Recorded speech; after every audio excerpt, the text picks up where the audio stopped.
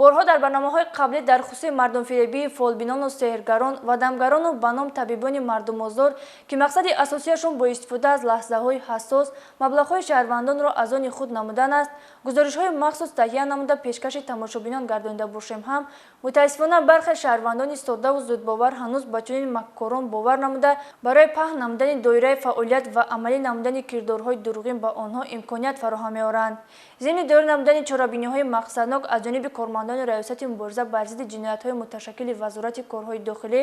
як далели машғул шудан ба сеҳру ҷоду ошкор карда шуд. шаҳрванд Чилаева Гуландом соли таваллудаш 1975 иқоматкунандаи маҳаллаи 65 ноҳияи Фирдавсӣ боздошт гардид ки номбурда бо истифода аз ҳар гуна ашё аз ҷумла бел, қулф, сипанд ва дигар ашё мизоҷонашро фиреб додаву гӯё бо роҳи сеҳру ҷоду кардан мушкилиашонро ҳал мекарда бошад ва бо ҳамин роҳ аз онҳо маблағ ба даст меовард. айни ҳол оиди ин қазия корҳои тафтишотӣ идома дорад.